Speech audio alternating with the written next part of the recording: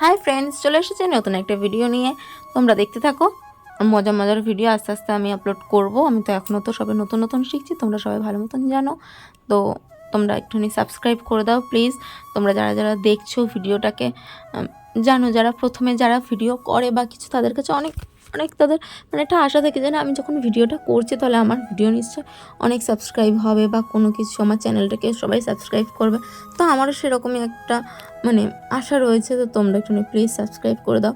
তো তোমরা দেখতে পাচ্ছ যে বলগুলো, এগুলোকে তোমরা হয়তো চায়না বলই বলো, কারণ আমি ছোটো থেকে এগুলোকে চায়না বল বলেই জেনে এসেছি। তো আমাদের বারাসাতে যখন মানে কালী পুজো হয়, কালী পুজোর সময় যারা তোমরা বারাসাতে থাকো বা যারা তোমরা বারাসাতে কালী পুজো দেখতে আসো, তোমরা ভালো মতনই জানো যে পাইনিয়ারে যখন কালী পুজোর সময় পাইনিয়ারে বেশ ভালো একটা মেলা হয়। তো সেই মেলার থেকে আমার নেওয়া, মানে তোমরা ভাবো সেই কালী পুজো সে কবে গেছে, সেই ফুলগুলো বা সেই চায়না বলগুলোকে আমি রেখে দিয়েছিলাম। আর এইগুলো তো জলে দিলেই তো সে বড় হয়ে যায়। এগুলো ধরতেও খুব ভালো লাগে, দেখতেও খুব সুন্দর লাগে।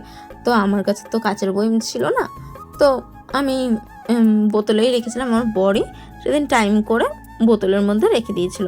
প্রায় আমরা কালী পুজো আবার আসতে গেল, আমরা এখন আবার এইগুলোকে জলের মধ্যে রাখছি।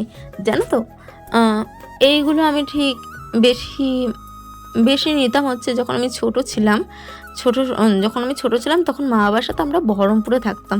তো তখন আমার মাও ছিল, এখন অবশ্য আমার মা নেই। তো সেই দিনগুলো হয়তো এখনও মনে পড়ে যে তখন এই বলগুলো খুব কেনা হতো। মেলায় গেলেই বাবার কাছে বায়না করতাম, বাবা এগুলো কিনে দাও।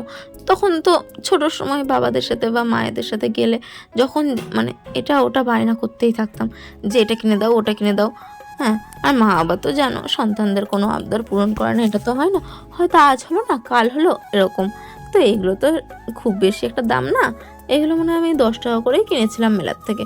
তো তখন হয়তো আর একটু কম দাম ছিল ছোটোবেলায়, তখন মা বাবার কাছে খুব আবদার করতাম। এখন আমার মা নেই, তো মায়ের কাছে তো আবদার আর করতে পারবো না। আর বাবাও আমার কাছে থাকে না, এখন বিয়ে হয়ে গেছে, এখন আমি এখন সংসার করছি। আর আমার বাবা এখানেও থাকে না, আমার বাবা অনেক দূরে থাকে। সেই জন্য আমার বরকে যখন যা আবদার করি, হ্যাঁ আমার সত্যি কথা বলতে গেলে আমার ওর কাছে আমার আবদার করাও লাগে না যে আমার এটা চাই বা ওটা চাই। না চাওয়ার আগে আমাকে সব কিছু দিয়ে দেয়।